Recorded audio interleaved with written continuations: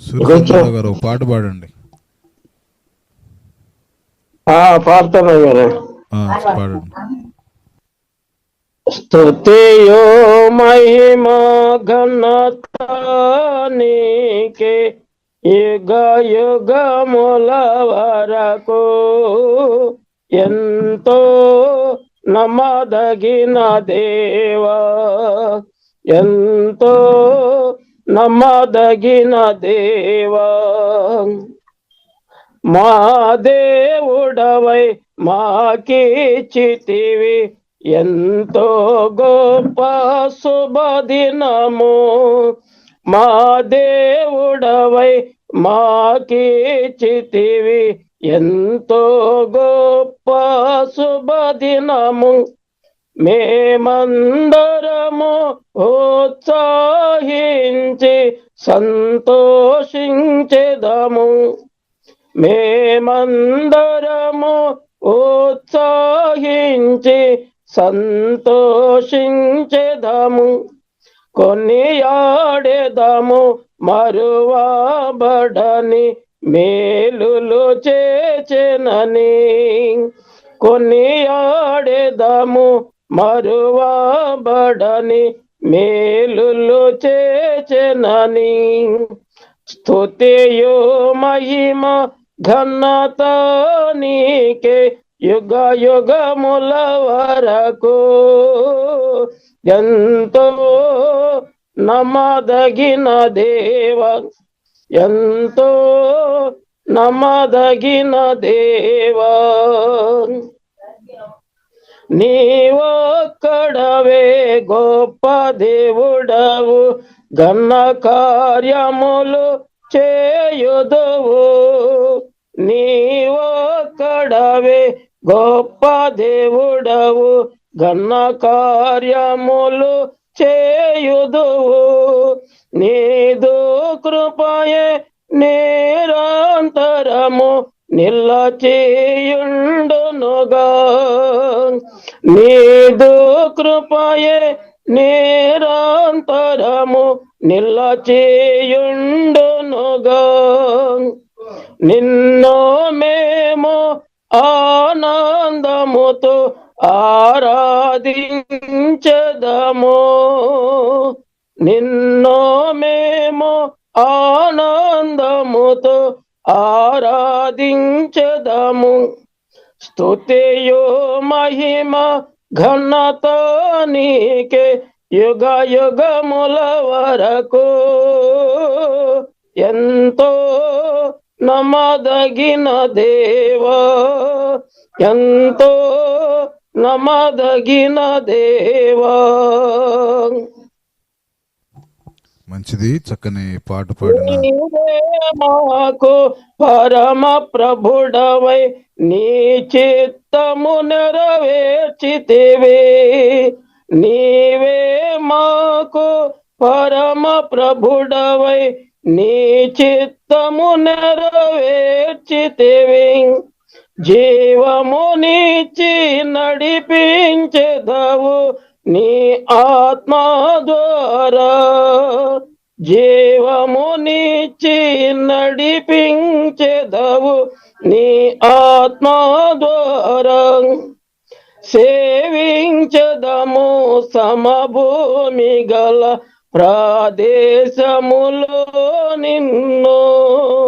సేవించదము సమభూమి గల ప్రదేశములో నిన్ను. స్తుతియో మహిమ ఘనత నీకే యుగ యుగముల వరకు ఎంతో నమ్మదగిన దేవా, ఎంతో నమ్మదగిన దేవా. అలాగే సూర్యచంద్రరావు గారు ప్రార్థన చేయండి వాక్యం కొరకు. వాక్యంలోకి వెళ్దాం. ప్రేమ కలిగిన తండ్రి, పరిశుద్ధుడు అని దేవ, స్తుతులు తండ్రి, స్తుతులు ప్రభువా, స్తుతులు నాయన. ప్రవర్ధన వర్మ గారు మా తండ్రి ఏం దేవ, మా ప్రభు జూమ్ మీటింగ్ లో నా తండ్రి వాక్య పరిచయం చేయుచుండగా నీ ఆత్మ చేత అభిషేకించి మా తండ్రి ఏం దేవ, మా ప్రభు నీ లేఖనాల్ని నైనా ప్రభువా చక్కగా వివరించుటకు నీ జ్ఞానమును దయచేయమని ప్రార్థిస్తున్నాం మా తండ్రి. నీ జ్ఞానాన్ని దయచేయమని ప్రార్థిస్తున్నాం. నీ ఆత్మచేత అభిషేకించి వాడుకోమని మనం చేసుకుంటూ నీ వాక్యాన్ని బోధించబోతుండగా నాయన సహాయకుడిగా ఉండి నడిపించమని యేసుక్రీస్తు పరిశుద్ధ నామమున ప్రార్థించున్నాము తండ్రి. ఆమేన్. ఆమేన్. పరిశుద్ధ గ్రంథములో నుండి ద్వితీయోపదేశ కాండము 28వ అధ్యాయము 3వ వచనం చదువుకుందాం. నీవు పట్టణములో ఆశీర్వదింపబడదవు, నీవు పొలములో ఆశీర్వదింపబడదవు. ఆమేన్. దేవుడు ఈ మాటలు దీవించి ఆశీర్వదించునుగాక. ప్రియ దేవుని బిడ్డలారా, మనము ఆశీర్వదించబడటం అనేది దేవునికి ఇష్టమై ఉన్నది. మనము దీవించబడటం అనేది దేవునికి ఇష్టమై ఉన్నది. అందుకనే నీవు పట్టణములో ఆశీర్వదించబడదువు, పొలములో నీవు ఆశీర్వదింపబడదువు అని దేవుని యొక్క వాక్యం సెలవిస్తుంది. ఆశీర్వాదము అనేది మనకి కావాలి అంటే మనము ఏం చేస్తే ఆశీర్వాదం మనకు వస్తుంది. ఈరోజు చాలామంది కూడా ఆశీర్వాదం కావాలని ఎదురు చూస్తూ ఉంటారు, కానీ ఆశీర్వాదాన్ని పొందుకునేటువంటి స్థితిలో ఉండరు. తాత్కాలికమైనటువంటి ఆశీర్వాదం. ఒకసారి మేలు జరిగితే మరొకసారి మన పట్ల మేలు జరగదు. ఒకసారి కార్యము దేవుడు చేస్తే ఇంకొక సందర్భంలో కార్యము జరగదు. అయితే ఈ ఆశీర్వాదం రావాలి అంటే అదే ద్వితీయోపదేశ కాండములో 28వ అధ్యాయంలో 1-2 వచనాలు మనం చూస్తే, నీవు నీ దేవుడైన యెహోవా మాట శ్రద్ధగా విని నేడు నేను నీకు ఆజ్ఞాపించుచున్న ఆయన ఆజ్ఞలన్నిటిని అనుసరించి నడుచుకుని ఎడల నీ దేవుడైన యెహోవా భూమి మీదనున్న సమస్త జనముల కంటే నిన్ను హెచ్చించును. ఇది ఆశీర్వాదము మనకి కావాలి అంటే మొదటగా దేవుని యొద్ద నుండి మనకు రావాలి. దేవుని యొద్ద నుండి మనకు రావాలి అంటే మనం ఎంత ప్రార్థన చేస్తున్నా, ఎంత పరిచర్య చేస్తున్నా, ఎంతగా మరి దేవుని సన్నిధిలో మనం ఉన్నా ఆశీర్వాదం మనకు రావట్లేదంటే దానికి కారణం ఏమిటి అంటే మనము ఈ లేఖనం ప్రకారం నీ దేవుడైన యెహోవా మాట శ్రద్ధగా విని, మనము దేవుడు చెప్పినటువంటి మాట వినాలి. దేవుని చెప్పినటువంటి మాట చెవిని పెట్టుకోవాలి. దేవుడు చెప్పినటువంటి మాట వినకుండా, ఆ మాటకు లోబడకుండా, ఆ మాటకు విధేయత చూపించకుండా మనకిష్టానుసారమైనటువంటి జీవితాన్ని మనం జీవిస్తే ఆశీర్వాదం అనేటువంటిది మనకి రాదు. అందుకనే దేవుడు అంటున్నాడు, శ్రద్ధగా విని నేడు నేను నీకు ఆజ్ఞాపించి ఉన్న ఆ యొక్క సంగతులు ఏమిటి, ఆజ్ఞాపించినటువంటి ఆయన ఆజ్ఞలన్నిటినీ అనుసరించి నడుచుకునే ఎడల నీ దేవుడైన యెహోవా భూమి మీద ఉన్న సమస్త జనుల కంటే నేను హెచ్చించును. ఇంకొక మాట అంటున్నాడు, నీవు నీ దేవుడైన యెహోవా మాట వినిన ఎడల దీవెనలు, ఈ దీవెనలన్నీ నీ మీదకు వచ్చు, నీకు ప్రాప్తించును. ఏ దీవెనలు వస్తాయి? ఆ యొక్క ద్వితీయోపదేశ కాండంలో మనం చూస్తే ఆ యొక్క 28వ అధ్యాయం 4 నుంచి కింద కొన్ని వచనాలు ఉంటాయి. వాటిల్లో దేవుడు యొక్క దీవెనలన్నీ కూడా మీకు అర్థమవుతాయి. కాబట్టి ఆ యొక్క దీవెనలు మనకు రావాలంటే ఆయన ఆజ్ఞలు మనము తెలుసుకోవాలి, ఆజ్ఞల ప్రకారము నడుచుకోవాలి, ఆజ్ఞలను మనము శ్రద్ధగా వినాలి, దేవుడు మాట వినాలి. అయితే ఏమిటి ఆ ఆజ్ఞలు, దేవుని యొక్క ఆజ్ఞలు ఏమిటి అని చెప్పని మనం ఆలోచన చేస్తే మత్తయి సువార్త 22వ అధ్యాయము 35 నుండి 40 వచనాల్లో ఈ రీతిగా రాయబడి ఉంది. వారిలో ఒక ధర్మశాస్త్రోపదేశకుడు ఆయనను శోధించుచు, బోధకుడా, ధర్మశాస్త్రములో ముఖ్యమైన ఆజ్ఞ ఏదని అడిగాను. ఒకడు ఆ ధర్మశాస్త్రోపదేశకుడు అంటే ఒక ధర్మశాస్త్రాన్ని బోధించేటువంటి వ్యక్తి యేసు ప్రభు వారిని అడుగుతున్నాడు.